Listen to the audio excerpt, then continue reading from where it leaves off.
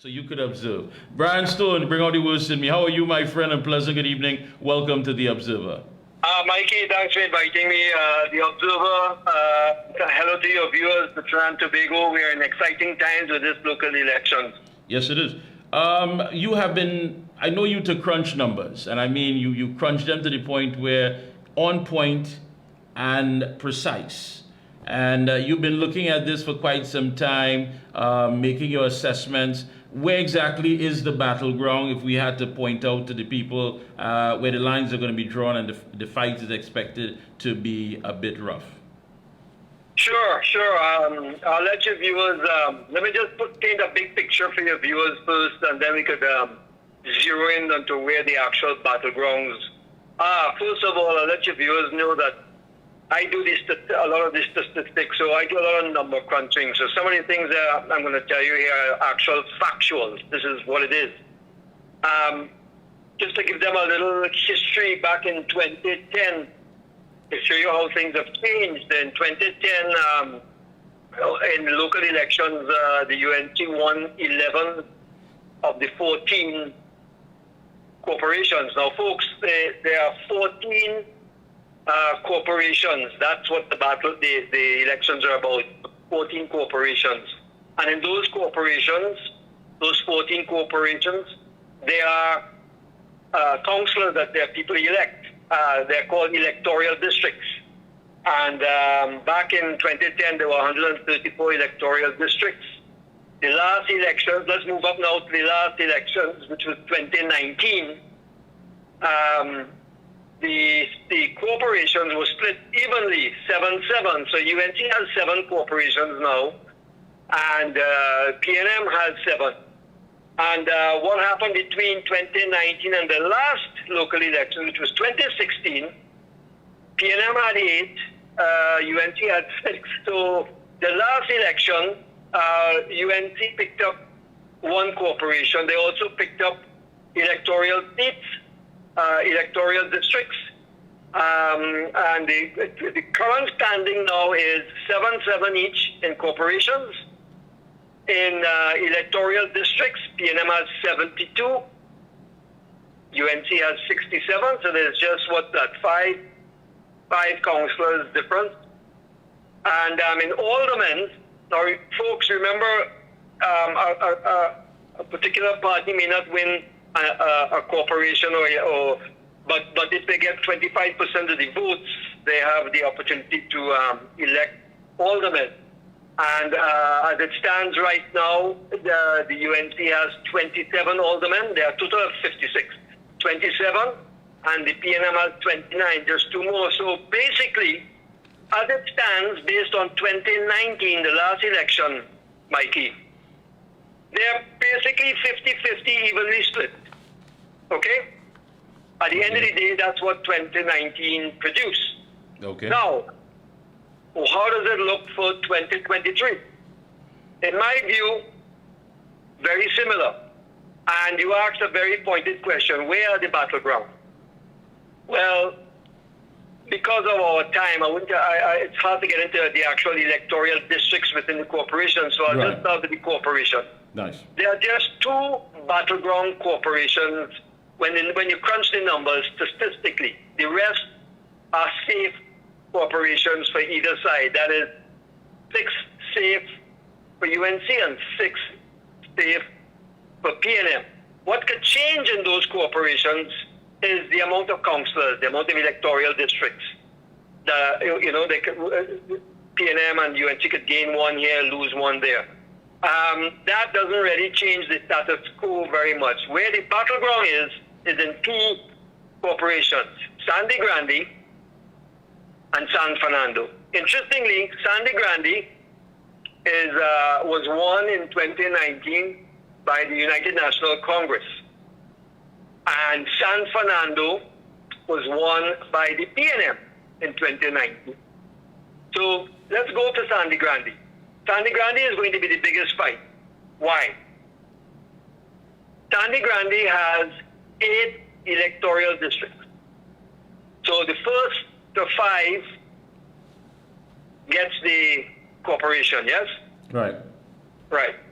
Interestingly, in Sangre Grande, the United National Congress has 5, and the PNM has 3.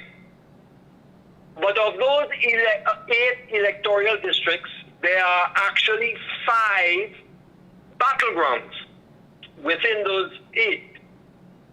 Now, what I generally mathematically put as a battleground is when there's a spread, a win-lose spread of 0 to 20%.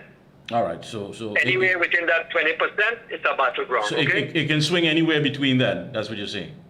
Yeah, anything within 20% is a battleground. All right.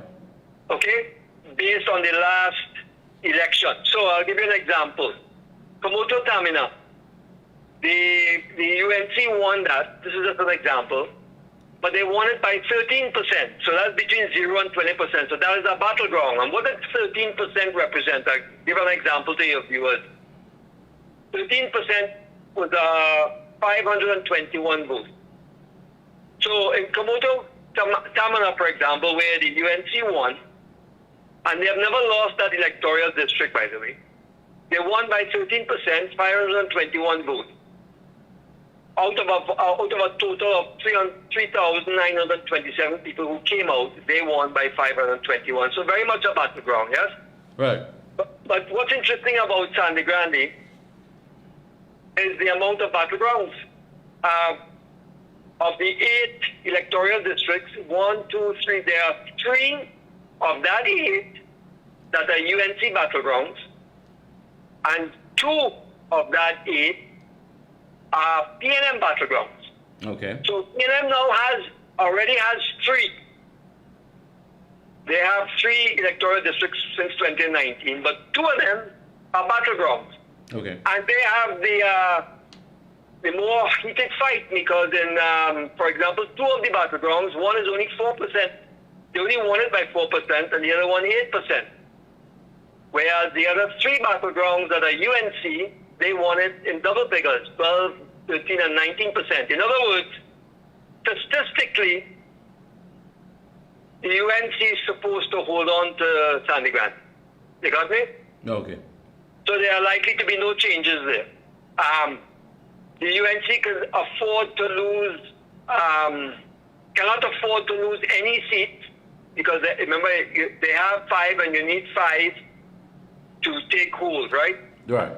Interestingly, in 2016, the UNC and the PNM tied in Sangre Grande, 4 seats each. But because that was a cooperation in the PNM from before, which in 2016 they held the cooperation.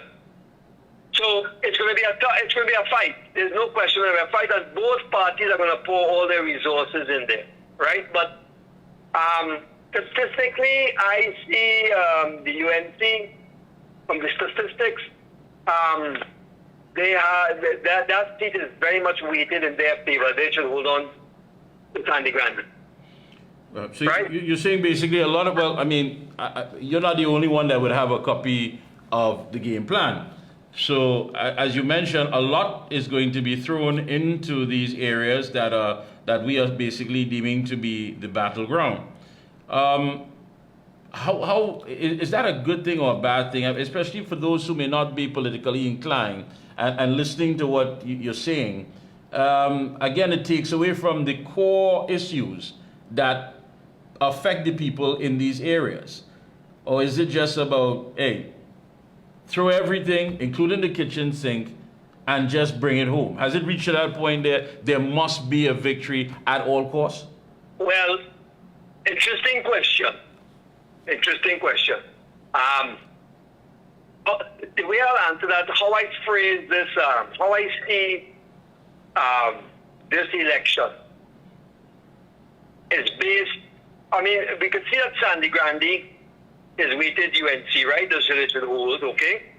And I'll answer you, let me just get to Fernando, the other battleground, and then I'll answer your question, right? Go right ahead. So the people could get a balance. So Sangre Grande is going to be a big fight, weighted that UNC holds. Now, San Fernando is interesting. San Fernando has 9 electoral districts. San Fernando was won by the PNM and the difference in votes in electorates was 6 for PNM and 3 for the UNC. So the UNC needs to get 2. That's 5. Sorry, they need to get, it's 9, yes. They need to get 2. They have to win 2 to take the corporation, which means the PNM have to lose 2, correct? Yep. But there's a path to that, because when you look at of the 9 electoral districts, when you see the path to get there, there are 5 of that 9 that are battlegrounds. That's a big fight. But it's very much weighted to the PNM. Why? The 3 seats that UNC holds, remember they need 2 more. The actual 3 seats they have to defend because none of them are safe. They're all battlegrounds. And the percentages of where they won by the 3 seats, 8%, 14, and 12. Very close. Right? So if they hold on to those seats, which they have to defend, they need 2 more. Well, the path is there because there are 2 seats of the 9 that PNM holds that are battleground also. And they only won those seats by 1%, I think it was 80-something votes, and 5%. So there's a path for UNC to win San Fernando. But this is weighted to PNM because PNM has 4 safe seats. So they can afford, and now remember they have 6, right? They right now they have 6 in the election. You need 5 to control. They have 6. So they can afford to lose one of those battlegrounds. They cannot afford to lose 2. Whereas the UNC is defending their 3 battlegrounds and have to gain 2 to win. So, you know, it is very much weighted to the PNM there. The UNC have a lot of work cut out for them. But the path is there. So in Sangre Grande and in San Fernando, the path for either victory on either side is there. One is weighted to the UNC in Sangre Grande, and San Fernando is weighted to the PNM. So far, statistically, this election could come out no different than 2019. But you asked a question about what this election, where it's at. Yeah, and the reason why I said that, because the tone that we're seeing, I mean, based on what you said, and I'm glad you broke that down, so people get a clear idea of why it is that, you know, certain people are being, you know, courted and asked to whatever the situation may be behind closed doors. But looking at it, taking a step back and looking at it and understanding now quite clearly what Sangre Grande and what San Fernando Corporation means, then really and truly, the tone there is that win at all costs. And if it means that the incumbent has to put out a large sum of money, that in itself is not looked upon or frowned upon, because the main thing here is victory. So, well, yes, I would think, since Trinidad and Tobago is at a crossroads right now, and generally now, since the local election was delayed a year, the time between local and general is now a lot shorter, right? That's right, yes, of course. Right. General is just now going to be 24 months away, right? Right. So the importance of this local election has been increased, because any particular party that happens to gain, let's say one of them gain an extra corporation, it gives them a momentum for general. So if I was the parties in power and the party and the opposition, both parties will be spending a lot more money and a lot more resources and a lot more harder work, so to speak, in this local general election. I guess it has to be treated like a general in some ways for their resources, because a win here provides the stepping stone, so to speak, for the general, because one side can claim a big victory coming up to the general, right? That's right. Now, the interesting thing, looking at this from an analytical perspective, I gave you hard numbers. Right. The key to this election, and your viewers will pick up on this, is a variable that none of us know about. When I say know about, we can't put a finger on it. We could only do some subjective thinking, not objective, and that is voter turnout.